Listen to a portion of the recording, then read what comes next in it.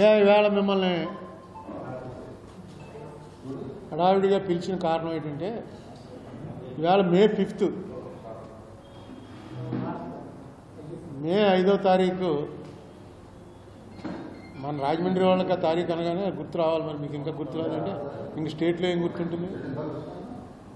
AP reorganisation act మీద సుప్రీంకోర్టులో నేను ఫైల్ చేసిన పిటిషను మొట్టమొదటి రోజు దత్తు గారి కోర్టులో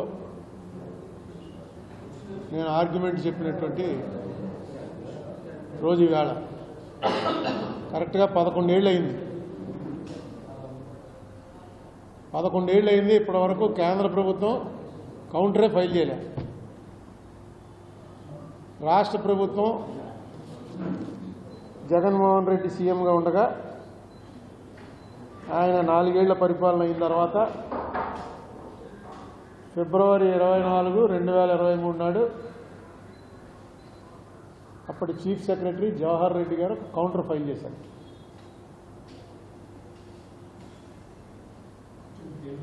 ఆ కౌంటర్ ఆ టైంకి ఫైల్ అవ్వకపోతే అప్పటికే 2-3 సార్లు అప్పటికి 43 వాయిదాలు అయ్యాయి.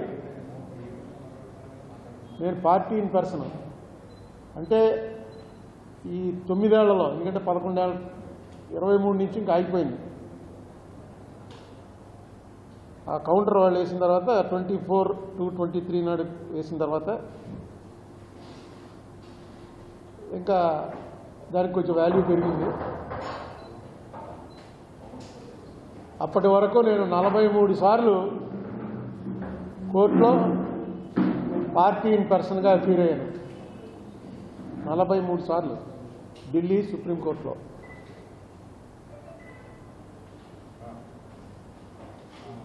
మధ్యలో 2019 ఎలక్షన్ ముందు ఈ విషయమే ఒక మీటింగ్ పెట్టాను. అది కూడా అప్పుడు 6 ఏళ్ళు అయిపోయింది.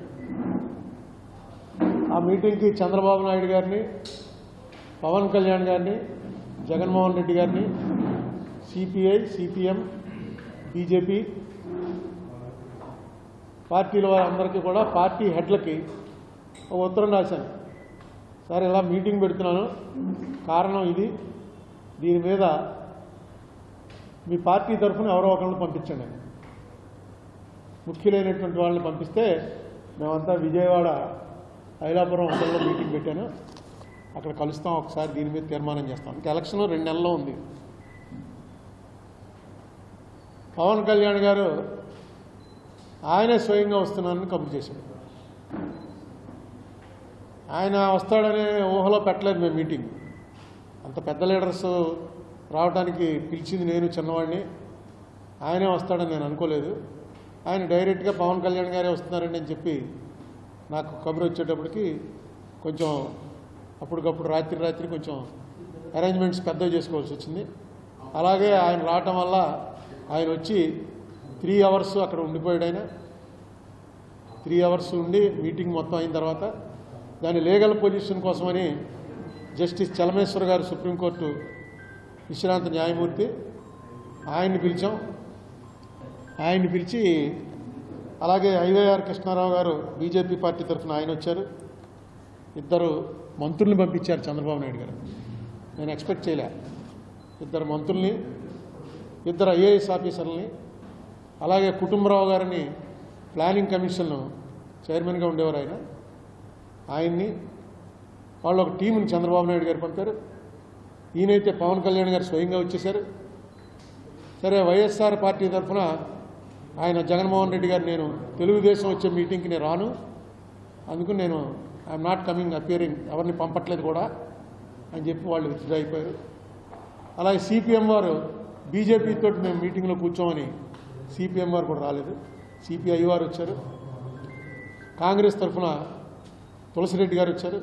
సిపిఐ తరఫున రామకృష్ణ గారు వచ్చారు. అంతా నేను ఎక్స్పెక్ట్ చేయలే. అంటే సిచ్యుయేషన్ కాజు కరెక్టరా అని నమ్మారు కాబట్టి వచ్చారు.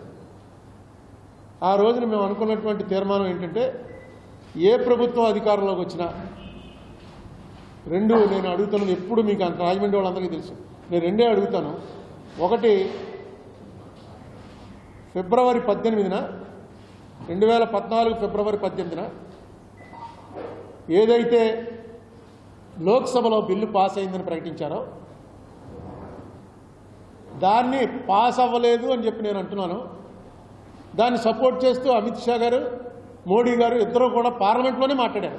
ప్రధానమంత్రి హోదాలో, హోంమంత్రి హోదాలో.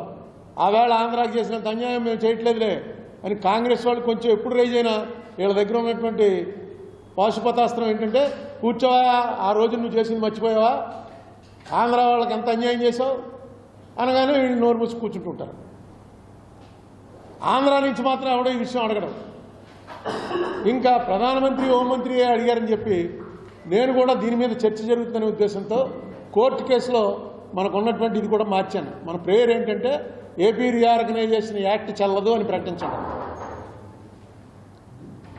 దాన్ని మార్చి ఇప్పుడు అలాగా అది చెల్లదు అని ప్రకటించడానికి చాలా ఏళ్ళు అయిపోయింది. కాబట్టి ఎప్పుడు మార్చాను? ఇది మార్చి 5, 2022లో ఈ అప్లికేషన్ వేసి మా డిమాండ్ ఇప్పుడు 2 రాష్ట్రాలు కలపటం ఇది కాదు, జరిగింది రైటా తప్పా చెప్పండి, ఇక ముందు ఇలా జరగకుండా. తర్వాత మాకు ఆ టైంలో ఇచ్చినటువంటి ఏవైతే ఉన్నాయో వాటన్నిటినీ కూడా వెంటనే ఫుల్ఫిల్ చేయాలి అని ఒక చిన్న ఆర్డర్ ఇవ్వండి కేంద్ర ప్రభుత్వానికి, ఏవైతే ఏపీ రీఆర్గనైజేషన్ యాక్ట్లో పొందుపరిచారో.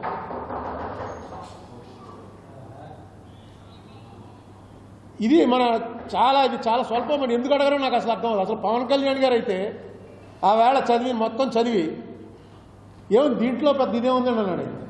ఏమోనండి నాకు అర్థం అవట్లేదు, ఒక్క నోటీస్, ఒక ఎంపీ చేత ఒక్క నోటీస్ ఇప్పించండి. ఆ నోటీస్ ఇవ్వడంతో చర్చ జరుగుతుంది ముందు హౌస్లో. మనం ఎంతసేపు పబ్లిక్ మీటింగుల్లో చెప్పుకోవడమే కానీ ఎక్కడ జరగాలో చర్చ అక్కడ జరగట్లేదు. పబ్లిక్ మీటింగ్లో మాత్రం అన్ని పార్టీల వాళ్ళు అంటారు మనకు అన్యాయం జరిగింది, మనకు అన్యాయం జరిగింది. అరే ఎక్కడ అన్యాయం జరిగిందో అక్కడ అది ప్రస్తావన తేవడానికి ఎవరు ఇష్టపడకపోతే అలాగా. పవన్ కళ్యాణ్ గారు పూర్తిగా సాటిస్ఫై అయ్యి ఆవేళ వచ్చి ప్రెస్ మీట్లో చెప్పి దీన్ని వెంటనే అంగీకరిస్తున్నాం మేము, ఇది చేయడానికి మాకేం అభ్యంతరం లేదని. అభ్యంతరం చెప్పిన వాళ్ళు ఎవరంటే ఒక్క తులసిరెడ్డి గారు చెప్పారు, ఇన్నేళ్ళు అయిపోయి ఇప్పుడు దీని మీద మళ్ళీ ఎందుకు అనవసరం చర్చ ఎందుకని. టీడీపీ వారు అంగీకరించారు. బీజేపీ వాళ్ళు అయితే వైవైఆర్ కృష్ణారావు గారు అయితే పెట్టండి మాకేం అభ్యంతరం ఉంది, చేసింది కాంగ్రెస్ పార్టీ వాళ్ళు ఎందుకు అలా చేశారో అది తేలుతుందని ఆయన అన్నాడు. చాలా ఆ తీర్మానం అయి నేను అనుకున్నాను ఎలక్షన్ అయిన తర్వాత ఏ పార్టీ అధికారంలోకి వచ్చినా అన్ని పార్టీల ఎంపీలు ఉంటారు కదా, అధికారులు ఎవరు వచ్చినా అపోజిషన్ ఒకళ్ళో ఇద్దరు ఉంటారు, వాళ్ళ చేత పెట్టిస్తారని అనుకున్నాను. కానీ తర్వాత జగన్మోహన్ రెడ్డి గారి ప్రభుత్వం వచ్చింది, వారిని నేను మీట్ అయ్యే అవకాశమే రాలేదు. వారి సెక్రటరీలతో వాళ్ళతోటి చెప్పడం జరిగింది. ఆయన వేస్తాడు అనుకుంటే ఆయన కూడా దాని మీద తాత్సారం జరిగి చివరికి 23లో ఆ కథంతా మీకు తెలుసు, అభిషేక్ సింఘ్వి గారు వచ్చి మాట్లాడడం, తీసేయండి, ఇది కొట్టేయండి, డిస్మిస్ చేసేయండి కేసు అని ఆంధ్రప్రదేశ్ గవర్నమెంట్ తరఫున. తర్వాత మళ్ళీ సజ్జల ఆయన వచ్చి ప్రెస్ మీట్కి వచ్చి చచ్చా అది మాది కాదు, మా గవర్నమెంట్ స్టాండ్ అది కాదు అని చెప్పారు, చెప్పినట్టుగానే వేశారు. ఇప్పుడు నేను పవన్ కళ్యాణ్ గారికి మొన్న రాసిన ఉత్తరం ఏంటంటే, అయ్యా ఇప్పుడు ప్రభుత్వం మీది, మీరు ఆ కోర్టులో ఉన్న కేసులో మీరేం ఇప్పుడు కొత్తగా ఏకల్లా స్టేట్ గవర్నమెంట్ వేసిన పిటిషన్ ఉంది, రేపు వాయిదా మేము కొత్త వాయిదా అడిగాం మొన్న ఏప్రిల్ 5వ తారీఖున, అంటే నెలల క్రితం నేను మళ్ళీ అర్జెంట్ హియరింగ్ అప్లికేషన్ ఫైల్ చేశాను. అది డెఫినెట్గా వస్తుంది. ఇప్పుడు ఈ వేసంకాలం సెలవులు ముందు రాకపోయినా వేసంకాలం సెలవులు అయిన తర్వాతన్నా వస్తుంది. వచ్చినప్పుడు కేంద్ర ప్రభుత్వం ఎందుకు వేయలేదు అని అడగడానికి నేనున్నాను, నేనే అడుగుతాను. మీకేమీ ఎంబ్రాసింగ్ ఉండదు. రాష్ట్ర ప్రభుత్వం తరఫున ఒక సీనియర్ అడ్వకేట్ని తీసుకొచ్చి నిలబెట్టి నేను గవర్నమెంట్ ఏదైతే వేసిందో ఆ వేసిన దాని మీద ఆర్గ్యూ చేయండి. ఒకవేళ అందులో మీకు ఇబ్బంది కలిగించే ఏమన్నా ఉంటే విత్డ్రా అయిపోవచ్చు. గత గవర్నమెంట్ వేసిన ఈ 18 పాయింట్లో ఈ 2 పాయింట్లు మేము ఇన్సిస్ట్ చేయట్లేదు, ఈ 16 మీదే మేము ఆర్గ్యూ చేస్తున్నామని. నేను ఆర్గ్యూ చేసే ప్రధానమైనది ఏంటంటే ఆర్టికల్ 100 అనేది అసలు మన ప్రజాస్వామ్యానికి ఆయువు పట్టు. అది లేకపోతే పంచాయతీ లేదు, అసెంబ్లీ లేదు, రాష్ట్రం లేదు, కేంద్రం లేదు, ప్రభుత్వం లేదు. ఏంటది ఆర్టికల్ 100? ఏ సమస్య అయినా సరే, ఏ క్వశ్చన్ అయినా, any issue has to be decided with the majority vote. అది ఫండమెంటల్. మీకు మనం చూస్తూ ఉంటాం అసెంబ్లీలో ఇప్పుడు 11 మందే ఉన్నారు అసెంబ్లీలో, కానీ స్పీకర్ ఖచ్చితంగా బిల్లు పాస్ చేసేటప్పుడు సేస్ ఐస్ హ్యావ్ ఇట్. నేను ఒక 1 year హాలిడే ఇచ్చాను. 1 year ఏమిటంటే ప్రభుత్వ పనితీరు మీద 1 year అయింది. అది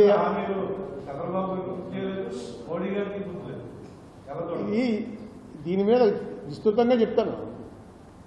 ఇది ఒక మాటగా చెప్పడం.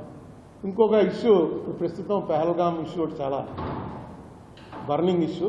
దానిలో నేను అందరికీ రిక్వెస్ట్ చేసేది ఏంటంటే, ఒక టీమ్ ఆఫ్ పీపుల్ చాలా బ్యాడ్ ఇది సర్క్యులేట్ చేస్తున్నారు. నాకు తెలుసున్నటువంటి చాలామంది ఫ్రెండ్స్లో కూడా మరి వాళ్ళు చూసి ఫార్వర్డ్ చేస్తారో చూయకుండా ఫార్వర్డ్ చేస్తారో తెలియదు, కానీ చాలా చెడ్డ ఇది పంపించడం. ఇలాంటి క్రైసిస్ సమయంలో అందరం ఒకటిగా ఉండాలి. ప్రభుత్వం ఏం చేస్తుందో దాని తర్వాత మాట్లాడుకోవచ్చు మనం. ప్రభుత్వం చేస్తోంది, ఏం చేస్తుందో దాన్ని సపోర్ట్ చేసుకుని ఉండాలి. ఎందుకంటే ఇది టెర్రరిస్టులు ఇంతకుముందు ఎప్పుడు ఇలా బిహేవ్ చేయలేదు. First of it's kind. టెర్రరిస్టులు వస్తారు, బాంబు పెడతారు, అందులో ఎవరు చచ్చిపోతాడో అనవసరం. ఈ బిల్డింగ్లో బాంబు పెడితే అందులో అందరం చచ్చిపోతాం. ఒక టెర్రర్ క్రియేట్ చేయడం అంటే టెర్రరిస్టులకు ఉన్నటువంటిది. ఇలా చేస్తారా మేము అని. కానీ ఈసారి సెలెక్టివ్గా అక్కడ వచ్చి టూరిస్టుల మీద, టూరిస్టులు అంటే అసలు వాళ్ళ టెర్రరిస్టులు చేసిన పెద్ద ద్రోహం కాశ్మీర్కి. మన వాళ్ళని చంపేశారని కాదండి, కాశ్మీర్ అనేది బతికేదే టూరిజం మీద. అక్కడున్న జనం అందరూ కూడా వాళ్ళ జీవనోపాధి 70% ఆఫ్ వాళ్ళకు వచ్చే ఇన్కమ్ టూరిజం మీద. టూరిజం మళ్ళీ బాగా అయిందిరా, బాగా జరుగుతుందిరా అనుకున్న టైంలో అది వాళ్ళ కన్ను కుట్టింది. టూరిజం బాగా అయిపోయి కాశ్మీర్ అంతా బాగుంటే ఎలా కుదురుతుంది? కాశ్మీర్ విచ్ఛిన్నం అయిపోవాలని. కాశ్మీర్ కాకపోతే సిక్కిం పోతారు, ఇంకో చోట పోతారు. టూరిస్టులకు వెళ్ళడానికి కాశ్మీర్ మళ్ళీ బాగా అయిందిట అని చెప్పి అందరూ వెళ్ళటం మొదలెడితే ఇంత దారుణంగా వాళ్ళు చేసిన తర్వాత ఈ ట్రోలింగ్ లోటు చాలా ఎక్కువగా ఉండి, నేను నిన్న ఒక ట్రోలింగ్ చూశాను. ఒక నేవల్ ఆఫీసర్ అనుకుంటాను, అతను చంపేశారు. అతని భార్య అంది, దీనితో ముస్లింల మీద కాశ్మీర్ల మీద శత్రుత్వం పెట్టుకోకండి, టెర్రరిస్టులు ఏరిపారేయాలి తప్ప మమ్మల్ని రక్షించిందే అక్కడ ఉన్నటువంటి మమ్మల్ని తీసుకెళ్ళిన ముస్లింసే అని ఒక మాట చెప్పింది అమ్మాయి. చిన్న పిల్ల, 1 వారం రోజులు అయింది పెళ్ళి. ఏం తిడుతున్నారండి? దీనికి దేశభక్తి లేదు, దీని పేట్రియాట్ కాదు, ఇది మొగుడిని చంపేసినా దీనికి ఏంటిది? ముస్లింలు వెంటనే మొగుడిని చంపేగానే తీసుకుని వచ్చింది ఎవరు? అక్కడ ఉన్న గుర్రాల వాళ్ళు, బళ్ళోళ్ళు, రెండమ్మాని కాపాడింది వాళ్ళే. వాళ్ళందరూ ముస్లింసే. ఇది హేట్ అనే క్యాంపెయిన్ చాలా బలంగా జరుగుతుంది. దాన్ని దయచేసి యుద్ధం అయ్యే వరకు ఆగండి. ఖచ్చితంగా పాకిస్తాన్కి మనకి యుద్ధం అనేది జియావుల్ హక్ అన్నవాడు ఎప్పుడో 40 ఏళ్ల క్రితం చెప్పాడు. ఎప్పుడైనా ఇండియాతో తలపడ్డం అంటే మాకు సూసైడ్ చేసుకున్నట్టే అని. డైరెక్ట్గా సైనిక నియంత, అత్యంత పవర్ఫుల్ జిన్నాని ఉరిదీసింది కూడా అతనే అనుకుంటాను. అలాంటి వాడు ఓపెన్గా ప్రెస్ మీట్లో చెప్పాడు, ఇండియాతో మేమెందుకు పెట్టుకుంటామండి గొడవ, ఇండియాతో గొడవ అంటే సూసైడే మాకని. బుట్టో సారీ, జిన్నా కాదు, సారీ, ముసలాన్ని అయిపోతున్నాను, ఏమనుకోకండి. నెక్స్ట్ మనకి ఒక ఇది ఫీలింగ్ ఏమి ఇస్తున్నారంటే, పాకిస్తాన్ వాళ్ళంతా కూడా పెద్ద బలవంతులు, మనలో 5-6 సరిపోతే వాడు ఒక్కడు సరిపోతాడు, వాళ్ళు క్రూరులు, వాళ్ళు వచ్చి పేకలు కోసిపోతారు, ఇలాంటి పిక్చర్లన్నీ ఇస్తున్నారు. పాకిస్తాన్ వాళ్ళు ఎవరో పంజాబ్లో సగం. పాకిస్తాన్ అంటే పంజాబ్ రాష్ట్రం విడిపోయింది, పాకిస్తాన్ అయింది. బంగ్లాదేశ్ అంటే అప్పుడు అది పాకిస్తానే, బెంగాల్ విడిపోయింది. బెంగాలీలు ఎలా ఉంటారో వాళ్ళు అలాగే ఉంటారు, పంజాబీలు ఎలా ఉంటారో వాళ్ళు అలాగే ఉంటారు. వాళ్ళు ఏదో పెద్ద వచ్చి పేకలు కోసుకెళ్ళిపోతారు. మీకు 2 ఇన్సిడెంట్లు చెప్తాను, మేము ఎంపీలుగా ఉన్నప్పుడు జరిగినవి. ఎక్కడా ఇది ప్రభుత్వం ప్రకటించలే. ప్రభుత్వం వాళ్ళు వచ్చి మేము ఇలా చేసాం అని సర్జికల్ స్ట్రైక్స్ లాగా ఎక్కడ ప్రకటించలే. నాకు కూడా ఎప్పుడు తెలిసింది, సర్జికల్ స్ట్రైక్స్ అయ్యాక నెట్లో ఎత్తికాను. ఇలా ఇదే ఫస్ట్ టైమా, ఇంతకుముందు ఎప్పుడైనా జరిగాయి? 2008లో మేమంతా ఎంపీలుగా ఉండగా గోర్ఖా రైఫిల్స్ వాళ్ళు కెల్ సెక్టార్ అనే ఒక సెక్టార్లో గోర్ఖా రైఫిల్స్కి చెందినటువంటి ఒక సిపాయిని పాకిస్తాన్ వాళ్ళు పేక కోసి తలపట్టుపోయారు బోర్డర్లో. ఎప్పుడు ఇది? 2008 నాడు. వెంటనే ఇండియన్ ఆర్మీ వాళ్ళు ఏం చేశారంటే, పాకిస్తాన్ పోస్ట్ మీద దాడి చేసి పోస్ట్ మొత్తం ధ్వంసం చేసి యనమండు గురించి చంపేశారు. 4 పేకల కోసం పట్టుకొచ్చారు, 4.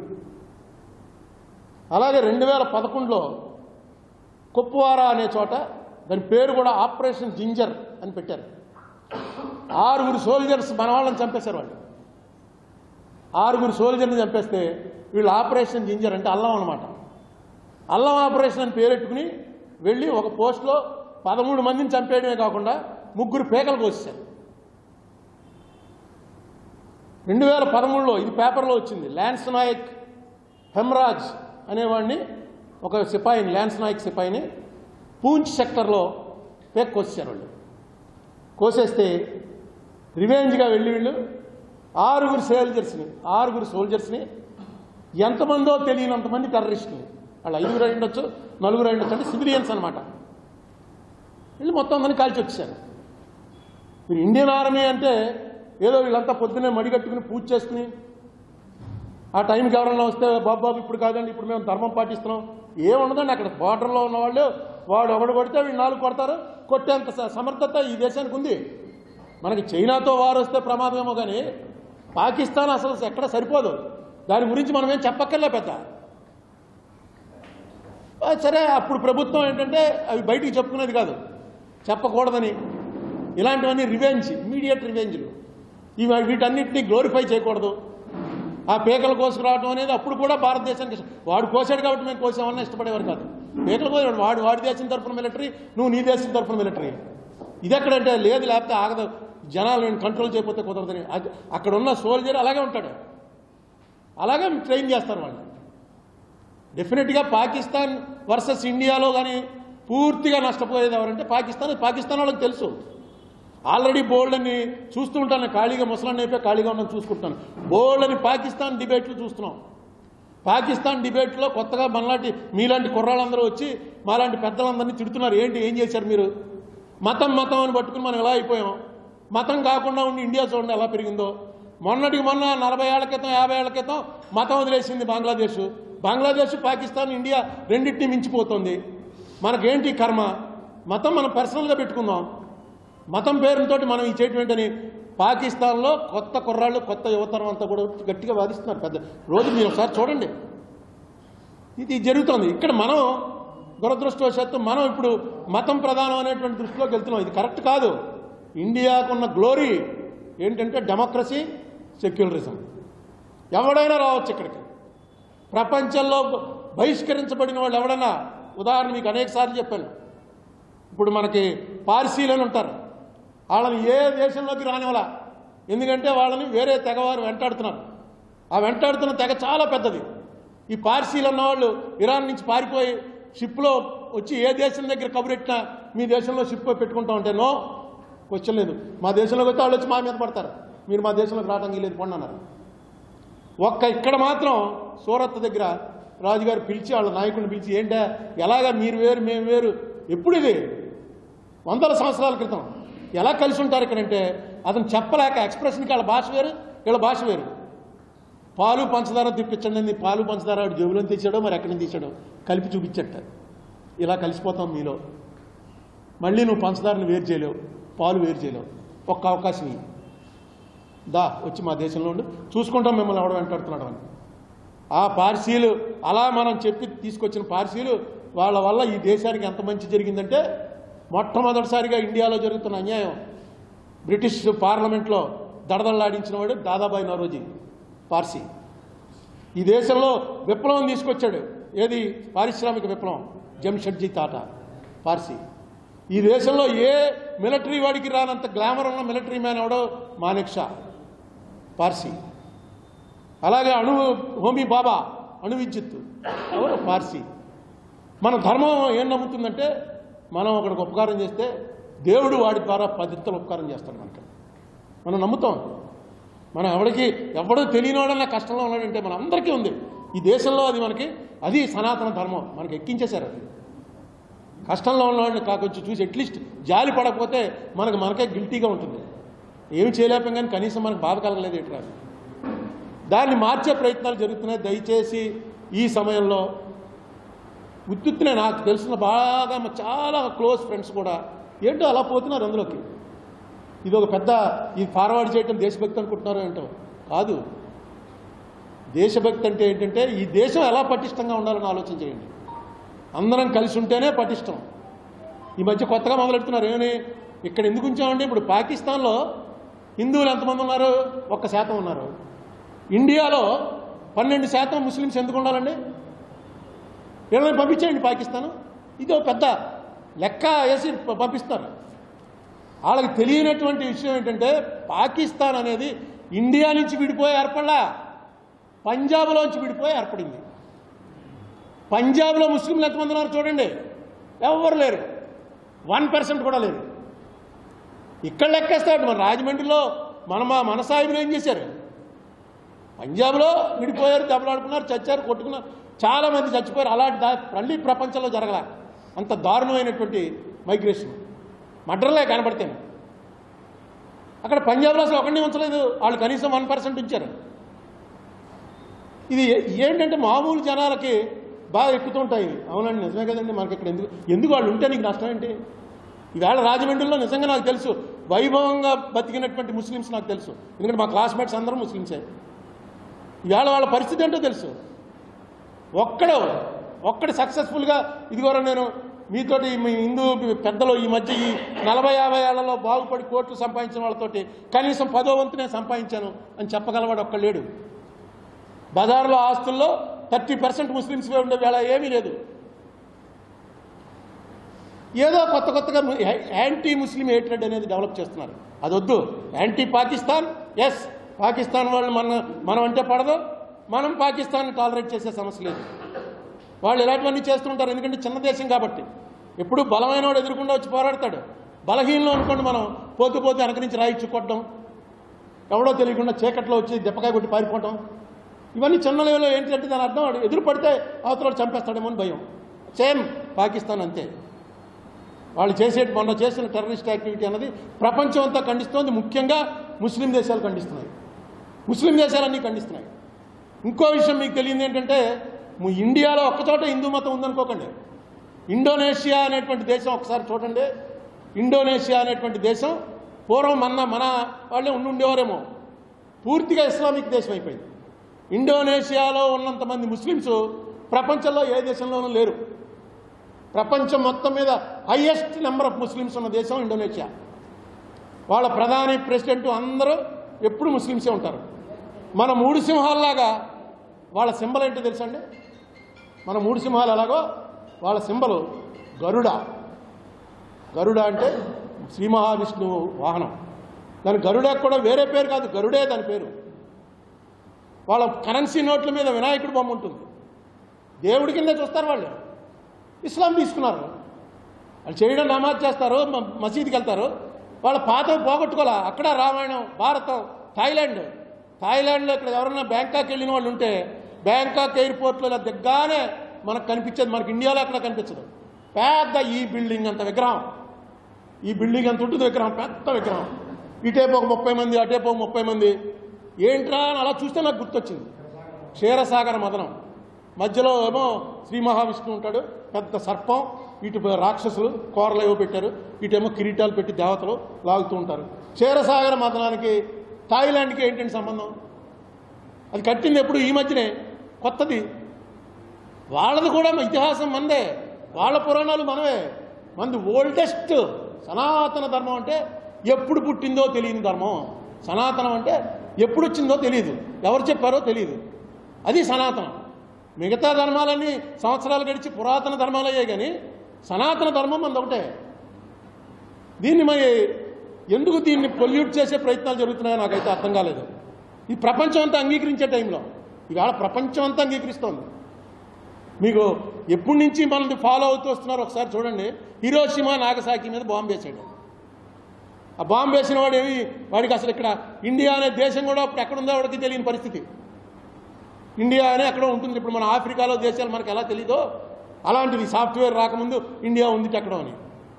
అలాంటిది వాడిని నీకేమనిపించిందా అని అడిగితే మీడియాతో ఏం చెప్పాడు తెలుసండి? నాదే ఉందండి అని భగవద్గీతలో శ్లోకం చదివాడు. భగవద్గీతలో శ్లోకం చదివి మొత్తం చంపేసేవాడు, పేల్చేసేవాడు, పేలగొట్టేసేవాడు, విధ్వంసం చేసేవాడు అన్నీ కూడా భగవంతుడే. వాళ్ళు ఆశ్చర్యపోయారు, ఇదేంట ఏదో బాగా చెప్తున్నట్టు మేము అడుగుతుంటే, ఇది ఇప్పుడుది కాదు, ఓల్డెస్ట్ ఇండియాలో చదివే భగవద్గీతలో శ్లోకం ఇది. మీరు ఒకసారి కొట్టండి నెట్లో. ఇవన్నీ అంత దీన్ని మిగతా మతాల్లాగే మంది ఒక మతం. వాడు చర్చికి వెళ్తాడు, వీడు మసీదుకి వెళ్తాడు. మన పిల్లలను కూడా తీసుకెళ్ళి గుడి అలవాటు చేయండి. మనకు ఎవడ అలవాటు చేసేటండి? మనమే హిందువుల నుంచి అందరూ జాయిన్ అయిపోతారా? ఏదో కారణం ఉంటే. ఇప్పుడు నాకు తెలిసి నా 70 ఏళ్ళ జీవితంలో ముస్లిం అయిన వాడు క్లాషెస్ క్లే అన్నవాడు ఎవరు? మొహమ్మద్ అలీ అనే బాక్సరు. ఇక్కడ మనకి రెహమాన్ మ్యూజిక్ డైరెక్టర్. ఇంకెవడు చెప్పండి, నాకు తెలియదు ఎప్పుడయ్యారో ముస్లింలోకి. క్రిస్టియన్స్ చాలామంది కన్వర్ట్ అవుతున్నారు. కారణాలు ఉన్నాయి దానికి. నమ్మారు వాళ్ళు. నమ్మడానికి బ్యాన్ లేదు మనకి. హిందూ మతంలో బ్యాన్ ఏం లేదు, నువ్వు నమ్మకూడదు వేరే మతాన్ని. నమ్మారు. వాడికి వెళ్ళానండి, ఆ వేళ చర్చి దగ్గరికి వెళ్ళానండి, వెళ్ళి దేవుడా ఏంటిదంటే అప్పుడు దాకా మనసులో ఉన్న బాధ అంతా పోయిందండి. చర్చికి వెళ్తున్నాను, ఏంటి తప్పేంటి అంటాడు. అదే బాప్టైజ్ ఎవరు ఏమవరు, క్రిస్టియన్స్ అంటాను, నేను క్రిస్టియన్ అండి ఏంటి. మరి ఎందుకు దీని మీద ఈ ద్వేషం అనేది పెంచడం? దయచేసి ఇటువంటి టైంలో క్రైసిస్లో, ఇది క్రైసిస్, కాశ్మీర్ బాగుపడిపోయింది అనుకున్నాను నేను. ఎందుకంటే వెళ్ళిపోతారు అంబానీ ఆదానీ వీళ్ళందరి చేత పెట్టుబడులు పెట్టిస్తారు, అక్కడ ఏవో మంచి ఇవి కట్టిస్తారు, కాశ్మీరీలకు ఏవేవో ఇస్తారు. ఇవన్నీ మోడీ గారు చెప్పారు. మోడీ గారు వాళ్ళ పార్టీ ఏర్పడిందే కాశ్మీర్ గురించి కాబట్టి ఖచ్చితంగా ఇంకా కాశ్మీర్లో ఈ యాక్టివిటీస్ని ఎలాగోలా ఆపేస్తారు అనుకున్నాం. కానీ ఇది చాలా చాలా పెద్ద ట్రాజడీ.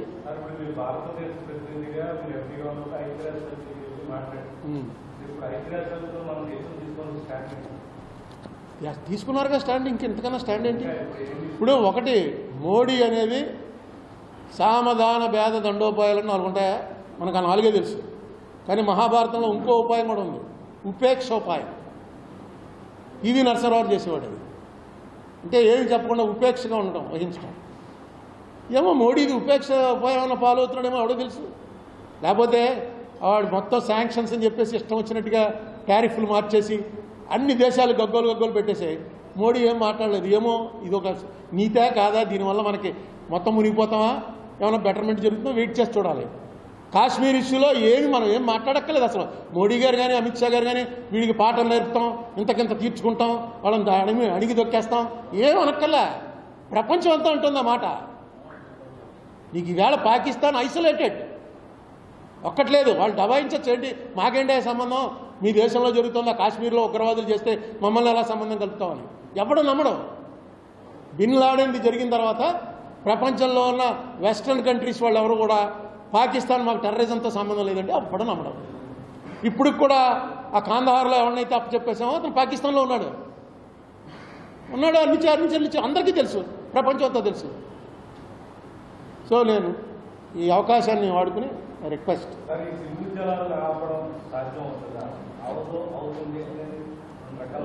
నా ఉద్దేశంలో వాటి మీద ఇప్పుడు డిస్కస్ చేయడం కరెక్ట్ కాదు. ఏదో థ్రెట్.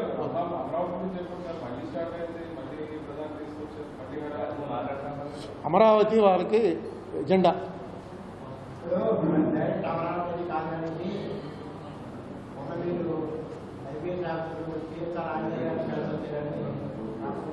అవును, కలిసి వచ్చానండి.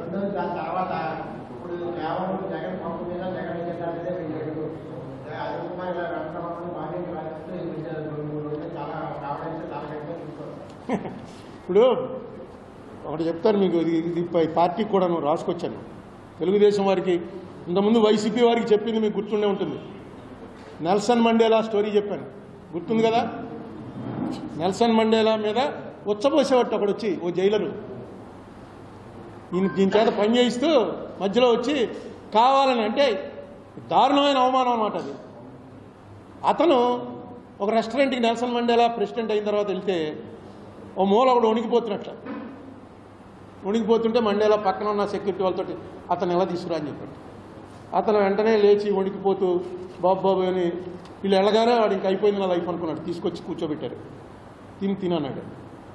ఏం బాగున్నావా అని అడిగాడు. వాడికి భయం వేసి ఇలా అయిపోతున్నాడు. అన్నీ వీటితో కలిసి వీటి టేబుల్ మీద భోజనం చేశారు, మండేలా గారి టేబుల్ మీద. బయటకు వచ్చాక ఆ సెక్యూరిటీ వాడు ఎవడో క్లోజ్ వాడు అడిగట్టు, ఏమండి ఎవరతను అలా వణికిపోతున్నాడు, మీరు భోజనం పెట్టించారు. అప్పుడు చెప్పాట, నేను జైల్లో ఉన్నప్పుడు నా చేత రోజు పని చేయించేవారు తవ్వటాలు ఇవన్నీ. ఆ తవ్వుతున్నప్పుడు మంచినీళ్ళు అడిగాను అనుకో, వీడు వచ్చి నా మీద వచ్చపోసేవాడు. ఎందుకే అంత కర్కశత్వం అన్నా సరే పరిపాలకుల దగ్గర మంచి పేరు రావాలనే ఉద్దేశంతో చేసేవాడు. మరి ఏంటి వాడిని అలా చేసేవా, తీసుకొచ్చి పోనీ వదిలేసి ఇగ్నోర్ చేయడం వేరు, వాడిని తీసుకొచ్చి అలా ఆనర్ చేసేవేంటి అడిగితే చెప్పాడు. వాళ్ళటి వాళ్ళు చాలామంది ఉన్నారు, వాళ్ళందరికీ ఒక మెసేజ్ ఇస్తున్నాను. నేను వచ్చింది సౌత్ ఆఫ్రికాని బాగు చేయడానికి తప్ప వీళ్ళ మీద కక్ష తీర్చుకోవడానికి కాదు. మెసేజ్ వెళ్తుంది. మనం అంత చేసినా సరే అతను ఏం పెట్టుకోలేదురా మనసులో అని. అప్పుడు ఆ రోజున జగన్కి చెప్పాను. ఇది జగన్ ముఖ్యమంత్రి అవగానే ఇక్కడే ఇదే ప్రెస్ మీట్లో ఇదే ప్లేస్లో జగన్కి చెప్పాను. జగన్ పార్టీకి చెందిన వాళ్ళందరూ నన్ను తిట్టారు. నువ్వు చంద్రబాబుకి చెప్పావా జగన్ అనేటప్పుడు లోకు నీకు అంటే జగన్ కక్ష సాధిస్తున్నాడని చెప్తావా అని. ఈవేళ సనాతన ధర్మానికి చెందినటువంటి పార్టీ అధికారంలో ఉంది కాబట్టి, అంటే బీజేపీ కూడా ఉంది కాబట్టి, మహాభారతంలో ఇది భగవాన్ వాచ్ అండి. మహాభారతంలో అర్జునుడు, కృష్ణుడు, వైశంపాయనుడు, వేదవ్యాసుడు వీళ్ళందరూ మాట్లాడతారు. ఇది డైరెక్ట్గా భగవాన్ మాట్లాడింది. ఏమని? శపథా యత్ కృతం పుణ్యం శప్యమానంతు గచ్చతి, శప్యమానస్య యత్ పాపం శపంతు మనుగచ్చతి.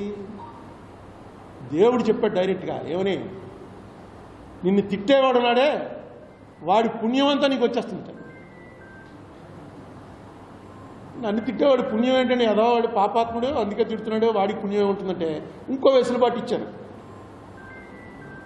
తిట్లు తినేవాడి పాపం ఏదైతే ఉంటుందో ఆ మొత్తం తిట్టేవాడికి వెళ్ళిపోతుంది. వాడి పుణ్యం మనకు వచ్చేస్తుంది, మన పాపం వాడికి వెళ్ళిపోతుంది. ఇది మనసులో పెట్టుకోండి. ఏటో మొన్న చూశాను, ఎవరో సినిమా ఆయన పేరేంటి, ఒక ఆయన అలా మొత్తం ఇండియా ఆంధ్రప్రదేశ్లో ఉన్న అన్ని పోలీస్ స్టేషన్లో కేసులు పెట్టేసి పోసాని ఆంధ్రప్రదేశ్లో ఉన్న అన్ని చోట్ల పెట్టేశారు. పెట్టేసి అక్కడి నుంచి ఇక్కడికి ఏంటి రాదని చేసిందంటే మీడియా ముందుకు వచ్చి తిట్టాడు. తిట్టేందుకు వేరే సెక్షన్లు ఉంటాయి. ఏ సెక్షన్ పెట్టారు తెలుసా? 111. ఒక్కసారి 111 అన్నది మీరు చూసినట్టయితే కొత్తగా వచ్చింది ఆ సెక్షన్, ఇంతకుముందు లేదు. ఈయన మోడీ గారు వచ్చిన తర్వాత దీని పేరు కూడా మార్చేశారు. ఇప్పుడు భారతీయ న్యాయ సంహిత అనేది పెట్టారు, బిఎన్ఎస్ పెట్టి దాంట్లో ఒక సెక్షన్ నేను మొన్న చూశాను. ఈ 111 సెక్షన్ ఎక్కడిదిరా అని. దాని ప్రకారం ఎవరి మీద పెట్టచ్చు అంటే ఈ సెక్షన్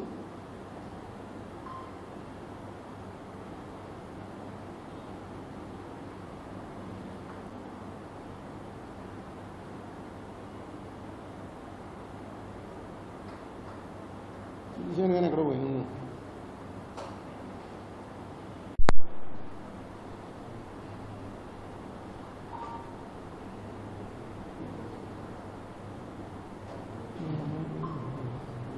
చెప్తారండి, వస్తుంది. దీనికి ఇది లేదు కదా, వైఫై లేదు, పెట్టాను, వస్తుంది. 111 సెక్షన్ పెట్టేశారు. పెట్టేసి మొత్తం తిప్పారు. నాకు అనిపించింది ఇది శపమానం. ఇది ఒకసారి పెట్టుకోండి, శపమానం ఒకసారి వినండి. తిట్టిన వాడు వేరే కేసులు ఉన్నాయి, డెఫమేషన్లు ఉన్నాయి. ఇంత భయంకరంగా చేయక్కలేదు. అలాగే ఇప్పుడు ఆంజనేయులు గారి ఉంది. ఆంజనేయులు వచ్చాడా?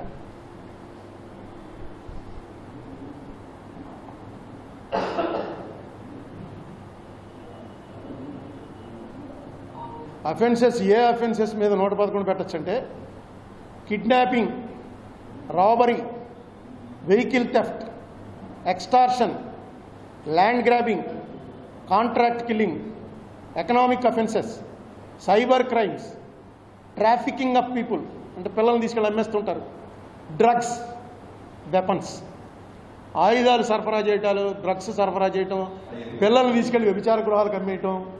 ఇప్పుడు ఈయన చేసిన ఎవరో డైరెక్టర్ చేసింది ఏంటంటే కిడ్నాపింగ్ చేశాడు, రాబరీయో, వెహికల్ థెఫ్ట్, వీటిలో ఏదో ఒకటి చేస్తుంటే ఈ సెక్షన్ దానికోసం తయారు చేసి కొత్తగా వచ్చింది. ఇది వెంటనే దీంట్లో వాడేశారు. ఇదిగో తర్వాత ఇంకోటి, ఇదిగో నేను తీసింది ఇది గ్రూప్ ఆఫ్ పీపుల్ యాక్టింగ్. ఇందులో మళ్ళీ గ్రూప్ ఆఫ్ పీపుల్ అన్నారు పెట్టి దేశద్రోహం కూడా. పాకిస్తాన్కి రహస్యాలు అమ్మేస్తున్నాడు, చైనాలకు రహస్యాలు అమ్మేస్తున్నాడు, డ్రగ్స్ అమ్మేస్తున్నాడు, పిల్లల్ని వ్యభిచార గృహాలకు అమ్మేస్తున్నాడు. ఆయన చూసుకుంటాడు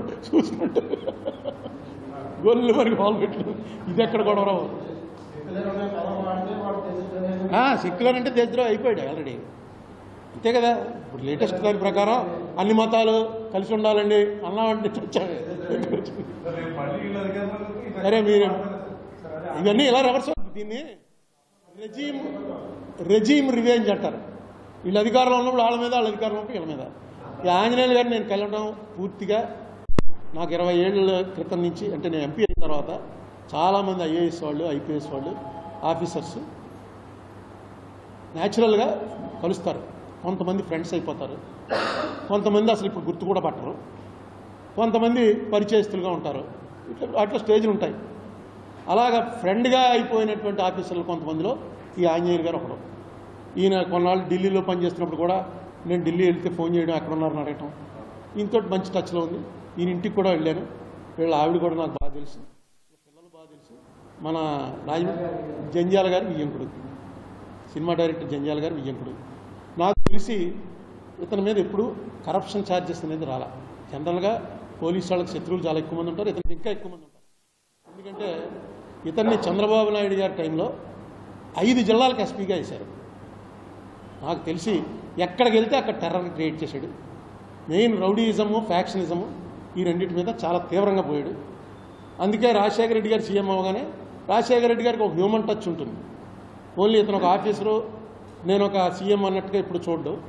రాజశేఖర రెడ్డి గారే ఇతన్ని, బహుశా రాజశేఖర రెడ్డి గారు ఒక్కడే ఉంటాడు. వాట్ మిస్టర్ అంజన్ అని పట్టుకొని బొదమి గుర్తుండేవాడు. ఈయన అప్పుడు ఇంటెలిజెన్స్లో ఉండేవాడు. అది దాంతో ఈయన కొంచెం ఇదయ్యి జగన్మోహన్ రెడ్డికి కూడా బాగా దగ్గర అయ్యాడు, ఇంటెలిజెన్స్లో ఉన్నాడు, చేశాడు. ఆయన వెళ్ళి నేను అంతకు ముందే అందరూ యాంటిసిపేటరీ బెయిల్ తీసుకుంటున్నప్పుడే ఆయనకి ఫోన్ చేసి చెప్పాను, మీరు కూడా తీసుకుంటున్నారా యాంటిసిపేటరీ బెయిల్ అని. లేదండి నేను ఓ 10 రోజులు జైలుకి వెళ్ళి వస్తాను అన్నాడు. నాకు అర్థం అలా ఏంటి ఎలా జోకేస్తున్నాడు ఏంటని, సరేలే అనుకుని మీరు వెళ్ళండి జైలుకి, నేను చూడటానికి వస్తానులేండి అన్నాను. ఆయన నవ్వేశాడు, నేను నవ్వేశాను. నాకు ఆ మాట గుర్తుండిపోయింది. నేనేమనుకున్నానంటే ఆ లెవెల్ వాడిని పంపితే రాజమండ్రికి పంపుతారు అనుకున్నాను. డీజీ లెవెల్ నాకు తెలిసి ఇండియాలో ఇతను అక్కడ ఫస్ట్ అరెస్ట్ అయినాడు. డీజీ లెవెల్ వాళ్ళు ఎవరిని అరెస్ట్ చేయలే ఇప్పటివరకు. ఫస్ట్ మ్యాన్ అరెస్ట్ అయ్యి జైలుకి వెళ్ళినవాడు. అరెస్ట్ అయ్యారేమో తెలియదు కానీ బెయిల్ ఇచ్చేస్తారు, జైలుకి వెళ్ళాడు. తర్వాత అతను అరెస్ట్ అయ్యి లోపల ఉన్నాడని తెలిసినప్పుడు మనం చూడటానికి వెళ్ళాను. ఎందుకంటే బాబు ఎండలో పడి ఎలా వచ్చారంటే, నేను మాట అన్నాను కదా చూడటానికి వచ్చాను అంటే, ఇంకా కొన్నాళ్ళు కొంచెం వర్షాలు పడ్డాక రావాల్సిందండి అంటే ఇంకా ఎన్నాళ్ళు ఉంటావా బాబు అన్నాను. అప్పుడే ఎక్కడ వెళ్తారు ఉంచుతారు. నేను మెంటల్గా ప్రిపేర్ అయ్యాను. ఇంకా ఓకే అప్పుడే ఆవేళ ఏదో ఏపీ పేపర్లో ఈనాడులో ఏదొస్తే అది మొన్నటి చేస్తారు వాళ్ళు. ఈనాడులో ఏదొచ్చినా మొన్నటి అది జరుగుతుందన్నమాట. సర్వీస్ కమిషన్లో ఏదో జరిగిందని చేస్తారో సరే పెడతారు. నాకు అర్థం కాని విషయం ఏంటంటే ఈ పర్టికులర్ కేసులో ఒక మనిషి ఎవడో పోలీస్ స్టేషన్కి వెళ్ళి కేసు పెట్టాడు.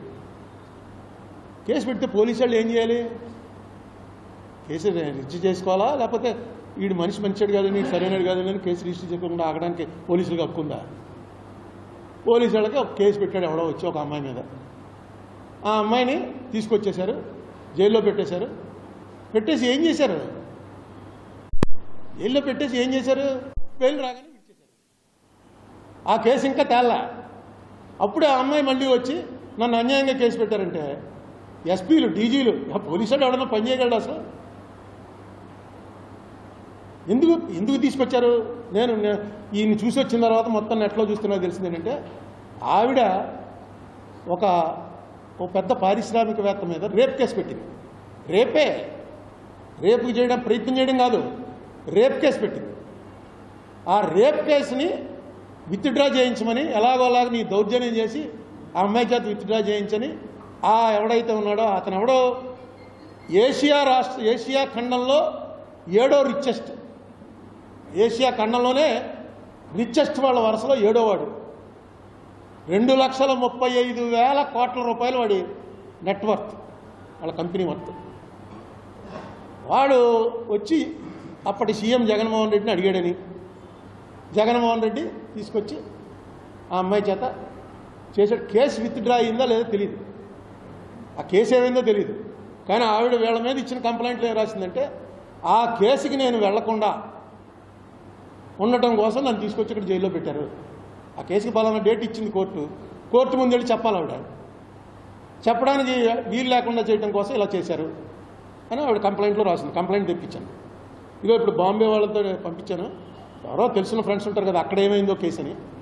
తెప్పిస్తారు. ఇది చిన్న విషయం కాదు. ఇది అసలు పోలీసులు పనిచేయాలా అక్కర్లేదా? ఏం చేయాలి? ఒకవేళ నిజంగా ఆవిడ వచ్చి నన్ను అన్యాయంగా కేసులో ఇరికించారని పెట్టాలంటే దానికి ప్రొసీజర్ ఉంది. దానికి ఏంటి సెక్షను?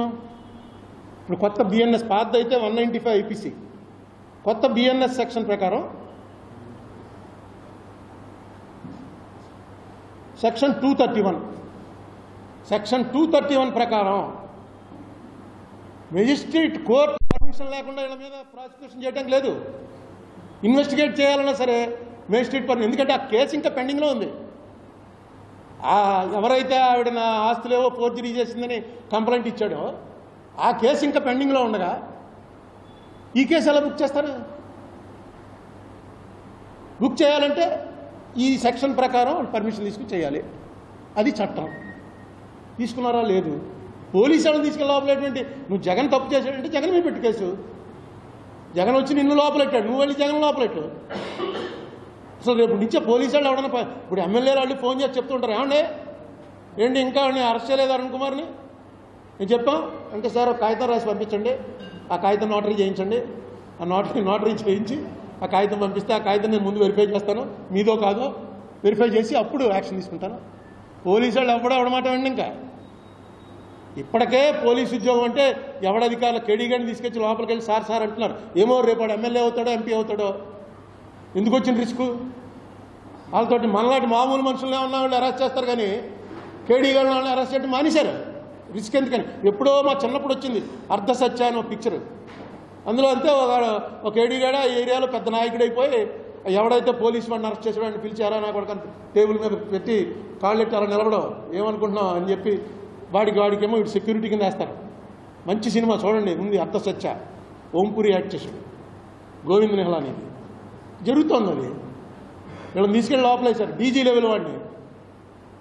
డీజీ అంటే ఇంకేముంది, ఇంకా డీజీ అంటే అయిపోయిన టాప్ లెవెల్కి వచ్చేసాడు అతన్నే. అందుకే అతను వెళ్తే ఏం లేదు మీరు ఎందుకు వచ్చారు అది అని. ఎందుకంటే అతనికి తెలుసు ఈ కేసుల్లో ఎంత అన్పాపులర్ అవుతుందో తెలిసి ఉంటుంది. అందుకని అవనండి అంటాడు. ఇంకా పెడతారు, ఇంకా కేసులు పెట్టామని. చాలా మామూలుగా ఉన్నాడు. ఒకటే ఏంటంటే నేను ఇంతకుముందు జైల్లో చూడటానికి వెళ్ళినప్పుడు ఇది లేదు, ఇప్పుడు కొత్తగా పెట్టారట. ఈ సినిమాల్లో చూపించినట్టు ఒక పెద్ద మెష్ వెనకాల ఆయన ఉంటాడు, యువతలో మనం ఉంటాం, అక్కడేమో ఈ సీసీ కెమెరా ఉంటుంది. నిజంగా నేను ఇంతకుముందు మాటికి జైలుకి వెళ్ళేవాళ్ళం. ఉత్తినే ఏదో గొడవ చేయడం జైలుకి పోవటం. రామ్మోహన్ అయితే ఎమ్మెల్యేగా ఉండి కూడా జైలుకి పోతుండేవాడు. లోపల హాయిగా ఉంటుందిరా అని ఏదో పాత కేసు వారెంట్ ఇచ్చేసి ఎన్బిడబ్ల్యూ పెట్టించుకోవడం పోవడం. ఇలా ఎప్పుడూ లేదు. సరే తీసుకెళ్ళారు, డీజీనే తీసుకెళ్ళి లోపల పెట్టారు. రేపు పొద్దున్న నుంచి దాంట్లో మొత్తం డిఎస్పీలు ఎస్పీలు వీళ్ళందరూ ఉన్నారు, పోలీసులు అందరూ. ఇది పూర్తిగా నాకు తెలుసున్నటువంటి లా ప్రకారం చూస్తే అసలు ఆ కేసు ఏమైంది? అసలు వాడు ఎవడైతే రేప్ చేశాడో వాడిని ఏం చేశారు? ఈవిడ ఇక్కడ జైల్లో ఉండగా కేసు అక్కడ కొట్టేస్తే అది చెల్లదు. వీడు వెళ్ళి చెప్తున్నారు, పోలీసులు చెప్పాలి. ఆవిడ లేదు, ఎందుకంటే బొంబాయి పోలీసులే అరెస్ట్ చేసి వాళ్ళకి అప్పచెప్పారు. వీళ్ళు వెళ్ళి అరెస్ట్ చేయడానికి లేదు. అక్కడికి వెళ్ళి బొంబాయి పోలీసులకి వారెంట్ పట్టుకెళ్ళి ఇస్తారు, బొంబాయి పోలీసులే అరెస్ట్ చేసి వాళ్ళకి అప్పచెప్తారు. అందులో ప్రొసీజర్లో ఏమన్నా ల్యాప్సెస్ వస్తే పోలీసు వాళ్ళ మీద మెమోలు ఇస్తారు. అరెస్ట్ చేసి లోపలటువంటి తేలని కేసు. ఆ కేసు తేలిపోయి ఆ కంప్లైంట్ ఇచ్చినటువంటి ఆ అమ్మాయి మీద కంప్లైంట్ ఇచ్చిన వాడు అంతా కూడా తప్పే అని తేలినా రివర్స్ ప్రాసిక్యూషన్ ఉండదు. దానికి మళ్ళీ సివిల్ లా ఆఫ్ టార్ట్స్లో ఉంటుంది. కాంపన్సేషన్ క్లెయిమ్ చేసి వాళ్ళ దగ్గర వసూలు చేయొచ్చు పోలీసుల్ని, అందరి మీద అప్పుడు కేసు పెట్టచ్చు. ఇంకో విచిత్రం ఏంటంటే పోలీసులు కాన్స్పిరసీ చేసేట. పోలీస్ స్టేషన్లో పోలీసులు చేసేదే కుట్ర. రోజు వాళ్ళు కూర్చొని చేసే పని ఏంటండి? ఎస్పీలు డిఎస్పీలు వీళ్ళందరూ ఎందుకు స్టేషన్లో కానిస్టేబుల్స్ వీళ్ళు సరిపోరా? వీళ్ళందరూ కూర్చుని ఇదిగోనండి పలానా వాడండి అరుణ్ కుమార్ అన్నవాడు ఇలా నేరాలు చేసేస్తున్నాడండి, ఊర్లో తిరుగుతున్నాడండి, ఆడికేమో ఇక్కడ ఎమ్మెల్యే సపోర్ట్ అండి, ఎంపీ సపోర్ట్ అండి, ఏం చేయాలండి అంటే నువ్వు జాగ్రత్తగా వాచ్ చేయి. ఆడి దగ్గర వాళ్ళ ఇంట్లో పనిచేసే వాచ్మెన్ అడిగాడు ఊరు వెళ్తున్నప్పుడు జాగ్రత్తగా చూసుకుని ఏ కొవ్వూరు దాటిన తర్వాత తక్కువ కారు వచ్చేసి లాక్కెళ్ళి పక్కనే ఉన్న నల్లజల పోలీస్ స్టేషన్లో పారేసి ఫుల్ కోటింగ్ ఇచ్చేయండి. నల్లజల పోలీస్ స్టేషన్లో కంప్లైంట్ ఎవరి దగ్గర తీసుకో, కారు గుద్దేసిపోయిందని మనం తెలిసేటప్పటికి ఎమ్మెల్యే గారు ఎంపీ గారు ఫోన్ చేసేటప్పుడు వదిలేదు వాళ్ళు ఎవరో తెలియదండి అని. ఏం చేస్తారు పోలీసులు? బోల్డ్ అని పోలీసులు చేసేంత చేయకపోతే మనం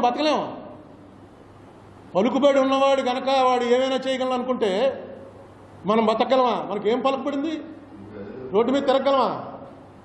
చేస్తారు పోలీసులు. అందులో ఎక్స్ట్రీమ్లు ఉంటాయి. ఎక్స్ట్రీమ్ చేసిన వాడు దొరుకుతూ ఉంటాడు, వాడిని పట్టుకెళ్తూ ఉంటారు. ఇప్పుడు నక్సలైట్లు ఉంది, నక్సలైట్తో వెళ్ళి పోలీసులు రాజీ పడలేరా?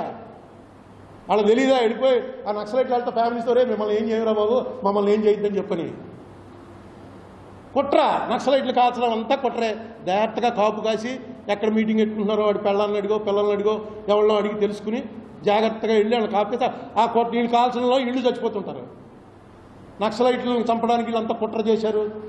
ఇంకా విచిత్రం ఏంటంటే ఒక ప్లేడర్ గారితో కలిసి కుట్ర చేశారట. ప్లేడర్ కుట్రేంటి అసలు? ప్లేడర్ అలా అయితే కోర్టులో జడ్జి గారు ప్లేడర్ కలిసి కుట్ర చేసి శిక్షలు వేసేస్తున్నారండి.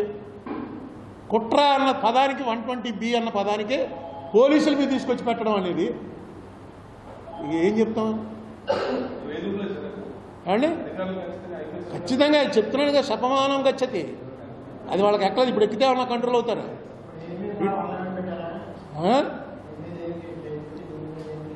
ఎవరి మీద?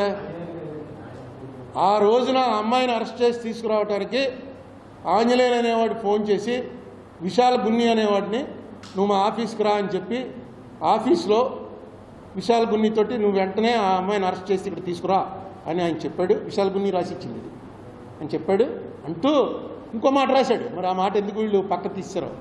వెంటనే నేను డీజీపీ రాజేంద్రనాథ్ రెడ్డి గారు డీజీపీ గారు ఆఫీస్కి ఫోన్ చేసి అడిగాను, ఏమండి ఇలా పిలిచి నన్ను బొంబాయి పోలీసుల దగ్గరికి పంపించి ఆవిడ ఎవరినో అరెస్ట్ చేసి తీసుకురమ్మంటున్నారు, ఏం చేయమంటామని. ఆయన గో అహెడ్ అని చెప్పిన తర్వాతే అరెస్ట్ చేసి తీసుకొచ్చాము. డీజీపీని వదిలేశారు, ఎందుకంటే డీజీపీ మీద లేదు వాళ్ళకి. సరే అంటే ఈ కేసు నిజంగా ఆంజనేయులు గారు లోపల ఉన్నందుకు ఏమండి పిఎస్ఆర్ అనేది మామూలు అసలు చాలా ఇదిగా ఏంటంటే మీరు వచ్చేసారు మా ఆవిడని వాళ్ళని పిల్లలు ఎవరిని రావద్దని చెప్పాను, మా ఫ్యామిలీ ఎవరూ చూడడానికి రాక్కర్లేదు అని చెప్పి మీరు వచ్చారు ఇంటికి బాబు. నేను మాట ఇచ్చాను కదా జైల్లో ఉంటే చూడటానికి వస్తానని. అంటే రాజమండ్రికి తీసుకొస్తా అన్నారు. అయితే ఈ ఎండలో పడి ఎందుకు వచ్చారన్నాడు. ఏముంది పర్లేదండి, ఏసీ కారే కదా. ఏంటి సంగతి ఏంటంటే అదే బెయిల్ వచ్చేస్తుంది అనుకున్నాను. బెయిల్ వచ్చేస్తున్నామని వచ్చేలోపు అనుకున్నాను. బెయిల్ ఏమి రాదండి, ఇంకా పెడతారు, ఇంకా కేసులు చాలా పెడతారు. ఏంటి ఏమండి ఇంకా పెడుతున్నారుగా. ఇప్పుడు ఏదో ఏపీఎస్సీ చైర్మన్గా ఉన్నప్పుడు కేసు పెడతారు. గ్రూప్ 1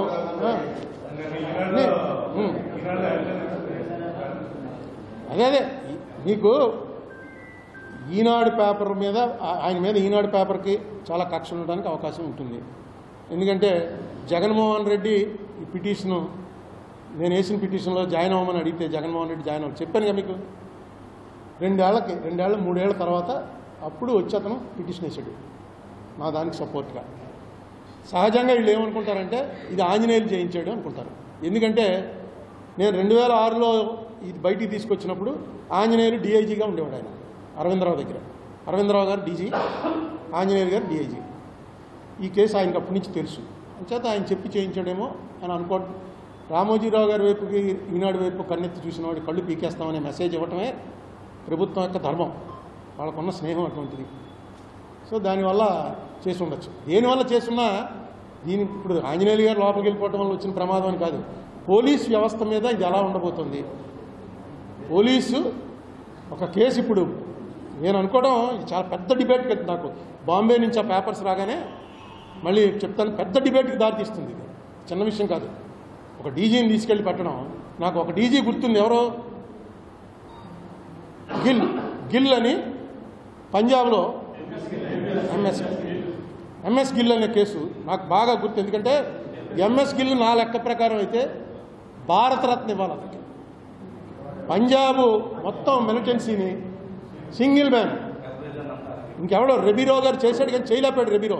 ఎందుకంటే రెబీరో సిక్కు కాదు, వాళ్ళు ఎవరో దగ్గరికి వచ్చేవారు కాదు, రెబీరోని కూడా శత్రువు కింద చూసేవారు. ఆ వేళ ఇతను సిక్ అయి ఉండి ఇతను వెళ్ళి అక్కడ డీజీగా జాయిన్ అయ్యి మొత్తం ఒకటే మాట స్టేట్మెంట్ ఇచ్చాడు. ఎవరెవరికైతే బింద్రన్వాలా అమృతధార అని ఒకటి ఇచ్చాడో, అంటే ఒక ఓత్ తీసుకున్నాడు, మీరు ఖలిస్తాన్ కోసం ప్రాణాలు ఇవ్వడానికి సిద్ధంగా ఉండాలి అని. వాళ్ళందరి ప్రాణాలు పోయే వరకు పంజాబ్లో శాంతి రాదు అన్నాడు. డైరెక్ట్గా సిక్ అయ్యింది. మొత్తం డబ్బులు ఖర్చు పెట్టాడు, డబ్బులకు లొంగిపోయే వాళ్ళని డబ్బులతో కొనేశాడు. మేము మామూలుగా చేయలేదు. అతను ఏంట్రా అతను చేసిన తప్పు అంటే, ఒక పార్టీలో అతనికి అప్పటికి 60 ఏళ్ళు, ఓ పార్టీలో ఒక 40 ఏళ్ళు 45 ఏళ్ళు ఉన్న ఐఏఎస్ ఆఫీసరు, ఆ ఆఫీసర్ని పిర్ర మీద కొట్టేట. ఎందుకు కొట్టాడంటే ఫుల్ మందులో ఉన్నాడు. వాళ్ళకి తప్పులేదు, పంజాబీ వాళ్ళకి ఫుల్ మందులో ఉన్నాడు. ఒకటి కొట్టాడు పిర్ర మీద. 10 ఏళ్ళు నడిచింది కేసు. 10 ఏళ్ళు నడిచి ఇతనికి జైలు శిక్ష వేశారు. జైలు శిక్ష వేసిన తర్వాత మళ్ళీ అప్పీల్ చేసుకున్నాడు. ఏంటి నేను జైలుకు పోవాలా, ఇదే నేను చేసింది, ఇది తప్ప ఏంటి మా చిన్న పిల్లది అని ఏదో మొత్తానికి వినిపించాడు. ఆవిడ వదల్లా. ఆవిడ ఖచ్చితంగా ఏం లేదు, ఇటు జైలుకి వెళ్ళవలసిందే, క్షమాపణ చెప్తాడంటే నాకు క్షమాపణలు కాదు, జైలుకి వెళ్ళవలసిందే పట్టుకుంది.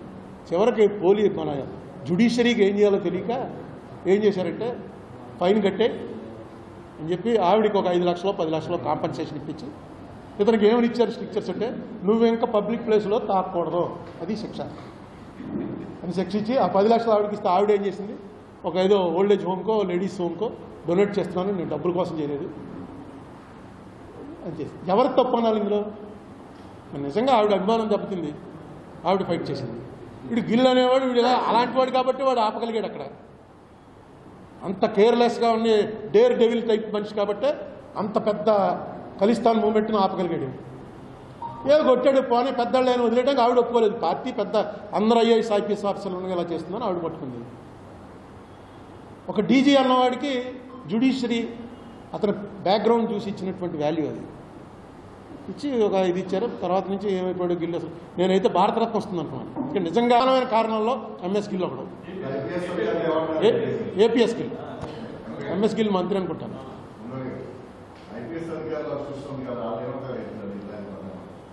అంటే ఇప్పుడు మామూలుగా అన్నీ కూడా మన ఆంధ్రప్రదేశ్కి సంబంధించిన వరకు పోలరైజేషన్ వచ్చింది. ఐపీఎస్లో ఒక గ్రూప్ తెలుగుదేశం, ఒక గ్రూపు వైసీపీ, అలా పోలరైజేషన్లో ఉన్నారు. కానీ ఇది ఆఫీసర్ల యూనియన్లు ఇవి కాదు, ఇది అసలు లీగల్ పాయింట్. మరి ఎందుకు రైజ్ చేయలేదో వాళ్ళు మన కోర్టులో నాకు అర్థం కాల.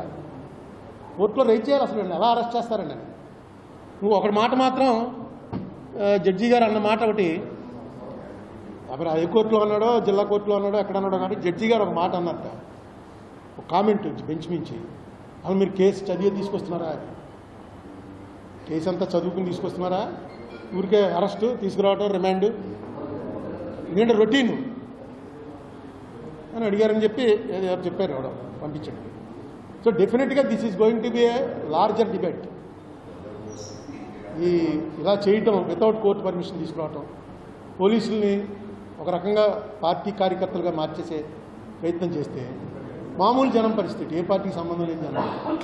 ఇప్పటివరకు నాకు తెలిసి పోలీసు వ్యవస్థ మీద ఎన్ని రకాల విమర్శలు ఉన్నా, బ్యాడ్ కామెంట్స్ ఉన్నా, ఏమున్నా, వరల్డ్లో మోస్ట్ పవర్ఫుల్ పోలీస్ ఎవరు అంటే ఇండియన్ పోలీస్ వరల్డ్లో. ఎందుకంటే వీళ్ళకున్న అధికారాలు ఎవరినైనా తీసుకెళ్ళి 24 hours లోపల వేసేయచ్చు. అలాంటి అధికారాలు ఉన్న పోలీసు. అధికారాలు అలా ఎందుకున్నాయంటే వాళ్ళు దుర్వినియోగం అనుకున్నట్టుగా జరగలేదన్నమాట. మనల్ని ఇక్కడ ఉన్న వాళ్ళు ఎవరిని మనం వేయలేదుగా ఎప్పుడు. మన పోలీసు వాళ్ళు, అందులో మీరు జర్నలిస్టులు రోజు పోలీసుల మీద రాస్తుంటారు, ఇది రాస్తుంటారు, మిమ్మల్ని పట్టుకెళ్ళి ఎప్పుడు ఎవరిని వేయలేదు కదా.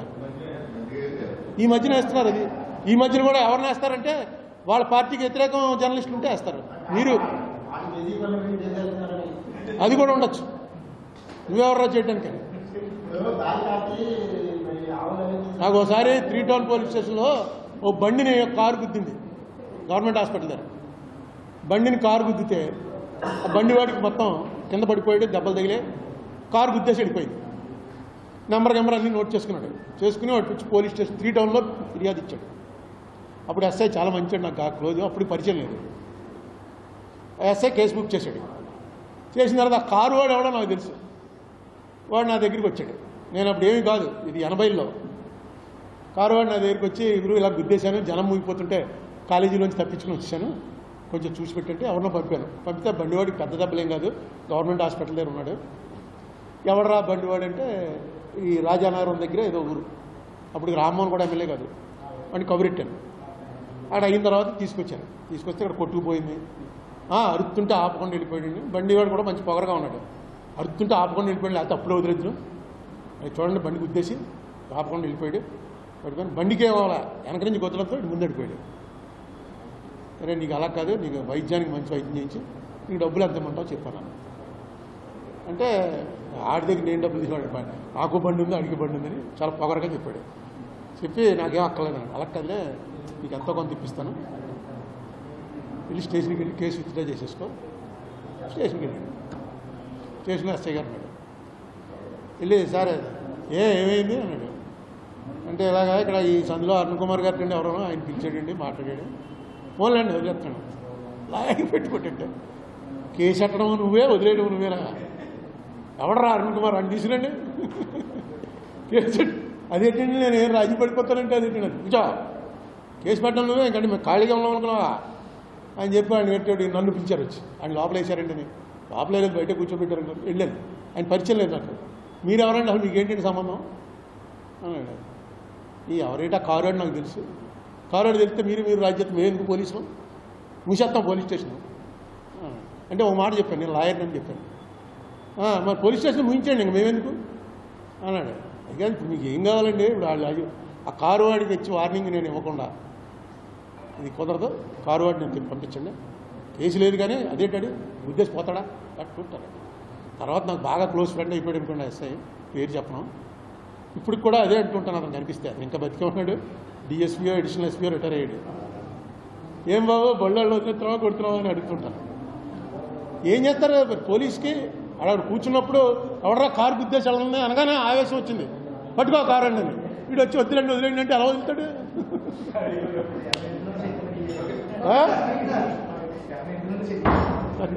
సెటిల్మెంట్ చేసిన మనిషి కాదు ఎస్ఐ, మంచాడు, డబ్బుల గురించి కాదు, కోపం వచ్చింది ఎక్కడో వెళ్ళి రాజీ పడిపోతారా అని.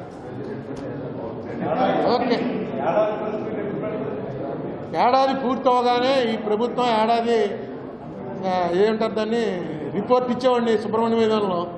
ఇప్పుడు సుబ్రహ్మణ్య వేదాల్లో రిపోర్ట్ ఇచ్చేంత ఓపిక లేదు, కానీ ఖచ్చితంగా ప్రెస్ మీట్ పెట్టి నా రిపోర్ట్ ఇస్తాను.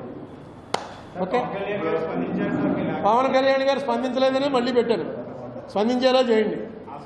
కొంచెం ఎక్కువ చూపించారనుకోండి, కొంచెం ఈటీవీ ఏబిఎన్ TV5 కొంచెం ఎక్కువ చూపించారనుకోండి, అప్పుడు ఇదేంటారా వీళ్ళు కూడా చూపిస్తున్నారని.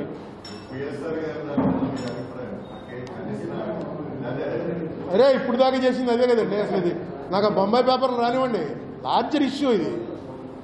నిజంగా రేపు జరిగితే, రేప్ విక్టిమ్ని ఇలా చేయగలిగితే ఎందుకంటే ఇంక ప్రభుత్వాలు, అది జగన్ ప్రభుత్వం అని చంద్రబాబు ప్రభుత్వం అని. అలా ఈయనే మన పవన్ కళ్యాణ్ గారు యాక్ట్ చేశారు, వకీల్ సాబ్ చూసారా? అందులో ఏంటి కన్సెంట్. ఎవరైనా సరే అమ్మాయి రెగ్యులర్గా బ్రోతల వృత్తిలో ఉన్న అమ్మాయి అయినా సరే, అతను బుక్ చేసుకుని డబ్బులు పే చేసి తీసుకెళ్ళి సెక్స్ కోసం అని పట్టుకెళ్ళిన అమ్మాయి అయినా సరే, కన్సెంట్ లేదు అంటే కుదరదు. అదే జడ్జిమెంట్ అందులో, అదే ఈయన పవన్ కళ్యాణ్ గారు వాదించాడు. నిజం అది కరెక్ట్, లాలో కరెక్ట్. అది భార్య అయినా సరే కన్సెంట్ లేదు అంటే తీసుకెళ్ళి రేప్ కేసుకుని బుక్ చేసి లోపలేస్తారు, అది లా.